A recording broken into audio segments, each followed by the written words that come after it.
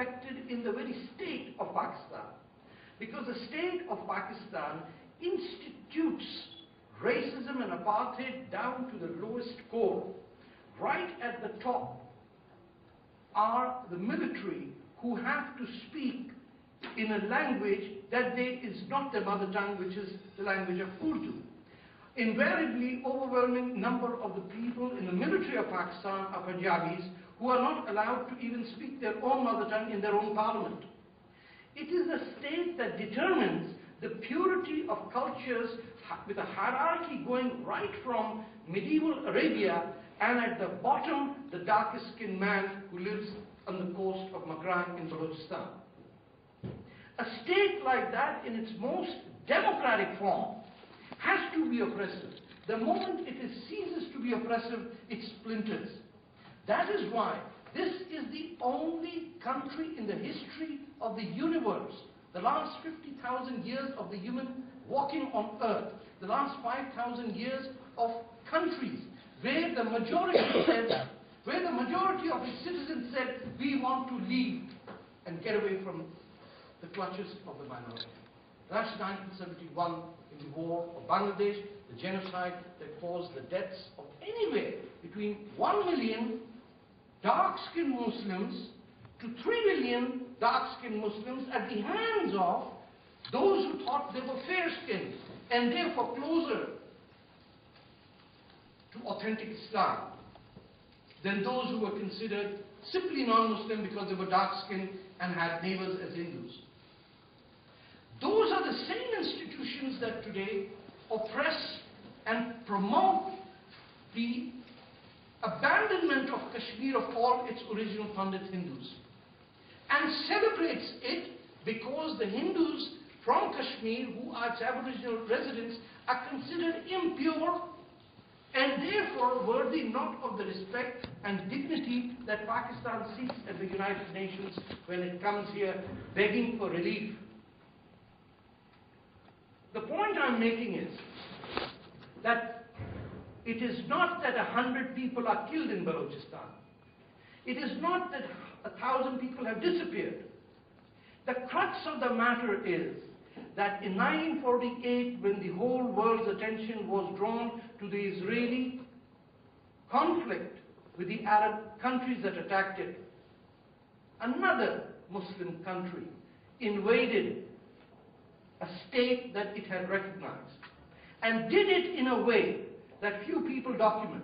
The head of state of Kalat was invited to the capital of Pakistan, Karachi, for negotiations. The head of state of Kalat was arrested by another country. You can imagine Barack Obama getting arrested in Beijing. Try to visualize it. This is not about a few dozen of my friends being shot dead somewhere in Las Vegas or Haran. This is not about that. This is about the occupation of an independent state of Balochistan known as the Khanate of Kalat that existed for 500 years before the word Pakistan was ever a dream in the head of any imperial Anglo-American empire in London after the Cold War to create a buffer between the USSR and India.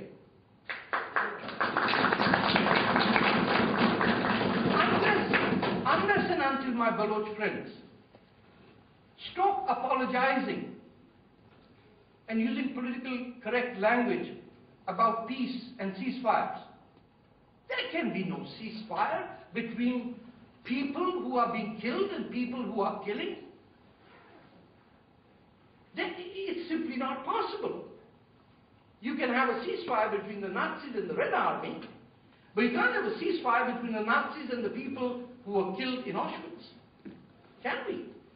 Can we ask those who were slaughtered out of existence, a planned obliteration of an entire people by the Germans, to have a ceasefire?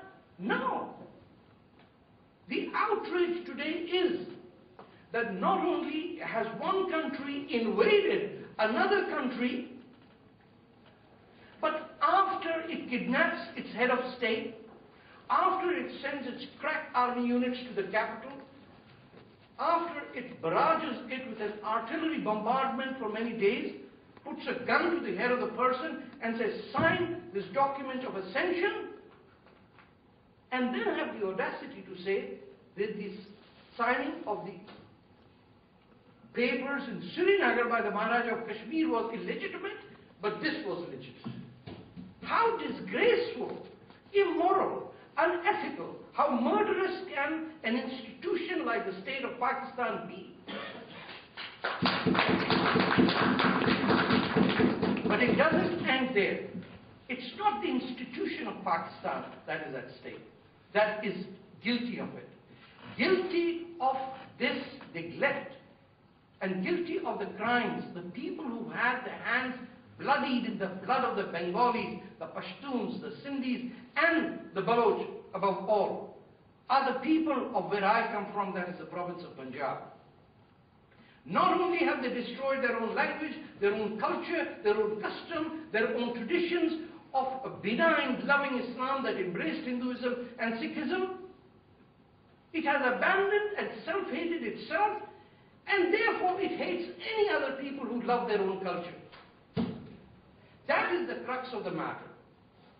And the Baloch today are fighting not because it is popular. It's not because somebody is sending a flotilla to Gaza with millionaires mimicking misery in the United States of America and saying, hey, ho, ho, we got to go. No. This is not about guerrilla tourism. This is not an Arab Spring. This is the reality of the bloodshed inflicted on the people of Balochistan by another group of people who consider the Baloch racially inferior. The people in Islamabad believe that the people indigenous to Pakistan are racially inferior, have yet to develop as human beings. And they come to that part of the world to save the Baloch from themselves. It is that fundamental racist approach taken from the South African apartheid regime, taken from the Islamic supremacists of the Muslim Brotherhood, taken from the Taliban types and the Al-Qaeda, that suggests that right at the top is one race who governs the rest of the Muslim people, and everyone in between, with names like Harbiyar or Baramdar, are not really Muslim because their names are not Arab. Because their names are Baloch, therefore they are not Baloch.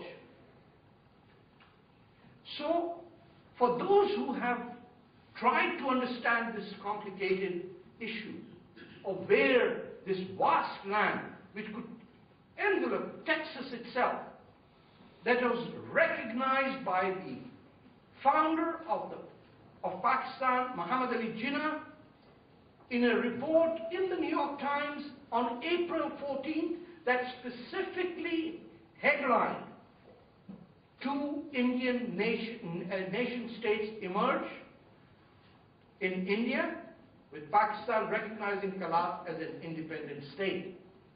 That's Associated Press in the New York Times on the 14th of August 1947, which I could share with you, the entire newspaper as well.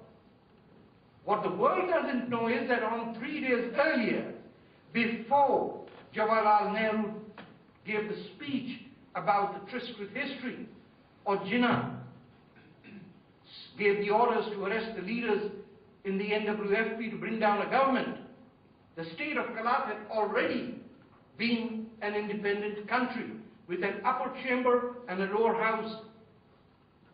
And that occupation today is continuing. The issue is not about simply human rights. For human rights, let's go to the Pakistanis and ask them every day of their local policeman how he oppresses them, or the military officer who's corrupted and only knows how to kill its own citizens, not fight the enemy. The issue of Balochistan is the right of self-determination for the people who speak the Brahui and Balochi languages, who've lived in that area with cultures that go back to the Dravidian period, who are the sons and daughters of the Indus Valley civilization, who were recognized from the Romans to the Persians to the Arab empires, who were known to embrace every religion that ever existed on earth as brothers, where Hindus and Sikhs still live in Balochistan, never afraid of their existence. That is the Balochistan that the Baloch people want to be as a member state of the United Nations in peace and dignity with friendship with the rest of Pakistan. Short of that, it may take 50 years or 500. Short of that, the question will always be that Pakistan has occupied the independent state of Kalat. Pakistan is hypocritically advocate the freedom of Tunisia and Jakarta and Gaza and the West Bank and every Tom, Dick and Harry who can raise his voice against the West. But Pakistan is guilty of trying to destroy an entire people and commit genocide against the culture, language, custom and heritage of the Baloch people. And anyone, whether Baloch or not Baloch, anyone who is a Pakistani needs to know that if they have not supported the Baloch national struggle, they are as much involved in that genocide as the Pakistan military. Thank you very much.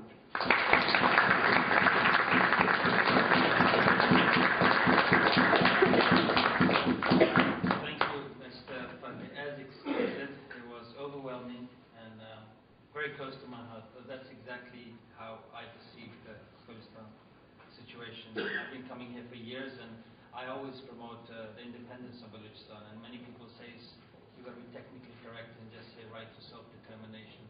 No, we were occupied. I don't think there's anything wrong in asking for the restoration of our sovereignty and independence. Although some agenda items we have to refrain with them. In briefings we can openly share our aspirations for freedom and liberty from Pakistan. We have a friend, Mr. Zafar Baloch, who came from Canada as well. You should be actually sitting on the panel, but if you wish you could speak from there. I'm fine over here, thank you. Thank you, Mr. Chairman. After Tarek Fatah's marvelous speech, probably mine will be much shorter and more quieter. Anyways, I'll try to sum up whatever is happening in Balochistan today and inform the audience. What is happening over there in Balochistan is, as Tarek Fatah has stated and others have said too, that basically it's a war declared against the people. Balochistan and the Baloch people are in a state of war, and the war has been forced upon them by a state of Pakistan and its military. And the present crisis situation in Balochistan, however, is multifaceted. That began with its forced division and occupation by Iran and Pakistan in the final days of the British colonial power. The ongoing military operation in Balochistan has a history that dates back to 1948, when the Pakistani armed forces, disregarding international law, invaded the sovereign state and forcibly annexed it against the democratic wishes of the Baloch people. Currently, the predominant aspect of the crisis in Balochistan is the extreme form of militarization of the Pakistani state that includes increase in the construction of military cantonments, alarming rate of rise in the number of armed units, testing of nuclear weapons of mass destruction, and military intelligence-backed proxy jihadi groups founded to crush the popular struggle for freedom and the legitimate rights of Balochistan. The human rights aspect of the crisis has deepened and is spiraling out of control. Disappearances of Baloch youth,